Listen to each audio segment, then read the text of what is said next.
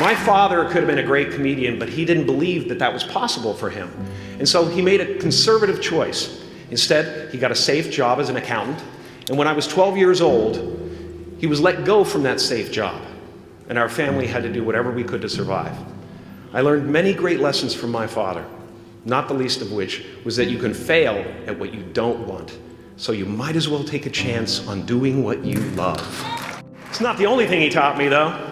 You know, I watched the effect of my father's love and humor and how it altered the world around me. And I thought, that's something to do. That's something worth my time. It wasn't long before I started acting up. You know, people would come over to the house and they'd be greeted by a 7-year-old throwing himself down a large flight of stairs. They would say, "What happened?" And I would say, "I don't know. Let's check the replay." I'd go back to the top of the stairs and come back down in slow motion.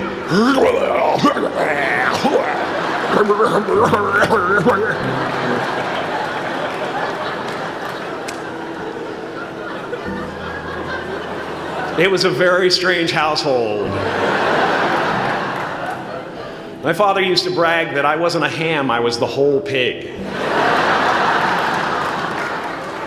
And he treated my talent as if it was his second chance. When I was about 28, after a decade as a professional comedian, I realized one night in LA that the purpose of my life had always been to free people from concern, just like my dad. And when I realized this, I dubbed my new devotion the Church of Freedom from Concern. The Church of FFC.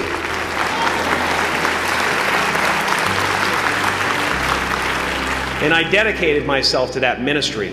What's yours? How will you serve the world? What do they need that your talent can provide? That's all you have to figure out. As someone who's done what you're about to go and do, I can tell you from experience, the effect you have on others is the most valuable currency there is.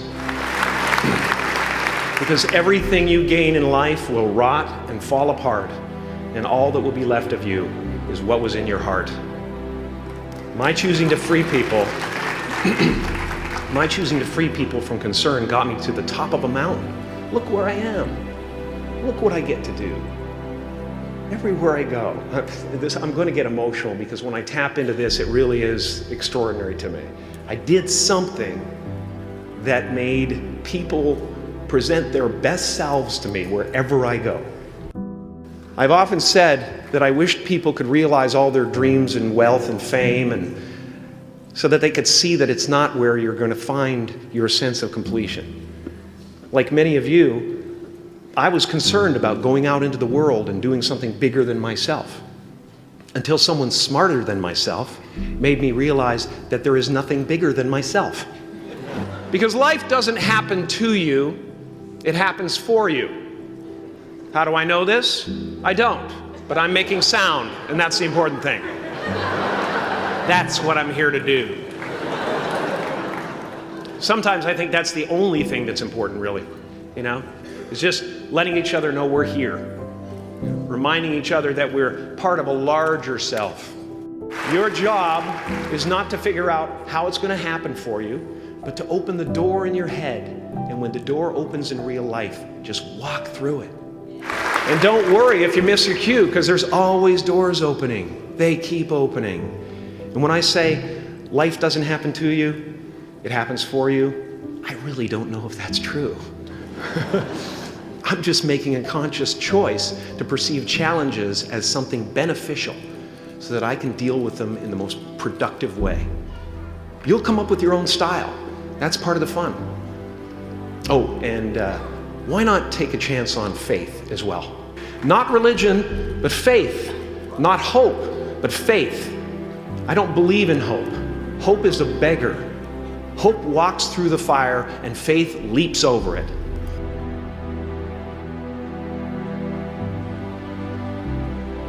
I used to believe that who I was ended at the edge of my skin. That I had been given this little vehicle called a body from which to experience creation. And though I couldn't have asked for a sportier model, it was, after all, a loaner and would have to be returned.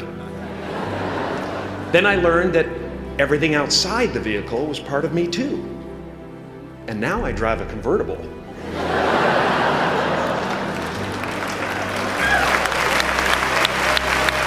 Yeah, man. Top down, wind in my hair. Woo!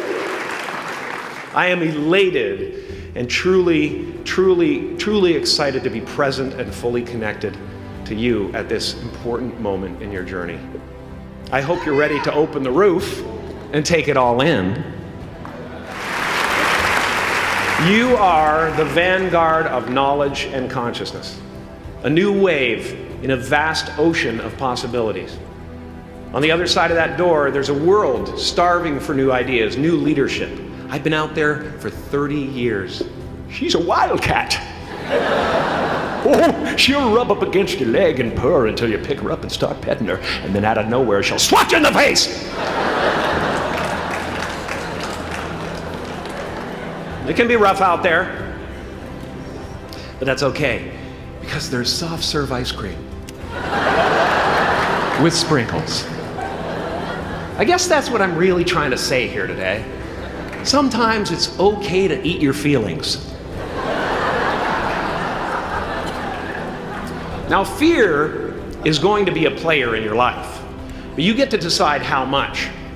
You can spend your whole life imagining ghosts, worrying about the pathway to the future, but all there will ever be is what's happening here, and the decisions we make in this moment, which are based in either love or fear. So many of us choose our path out of fear disguised as practicality.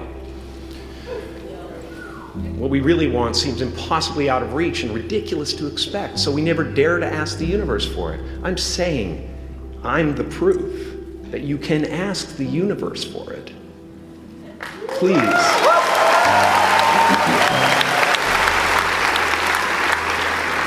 I am at the top of the mountain, and I was, and the only one I hadn't freed was myself, and that's when my search for identity deepened. I wondered who I'd be without my fame. Who would I be if I said things that people didn't want to hear? Or if I defied their expectations of me? And that peace that we're after lies somewhere beyond personality, beyond the perception of others, beyond invention and disguise, even beyond effort itself. You can join the game, fight the wars, play with form all you want, but to find real peace, you have to let the armor go. Your need for acceptance can make you invisible in this world. Don't let anything stand in the way of the light that shines through this form. Risk being seen in all of your glory. My soul is not contained within the limits of my body. My body is contained within the limitlessness of my soul. Now I'm always at the beginning. I have a reset button, and I ride that button constantly. Once that button is functioning in your life, there's no story that the mind could create that will be as compelling. The imagination is always manufacturing scenarios, both good and bad, and the ego tries to keep you trapped in the multiplex of the mind.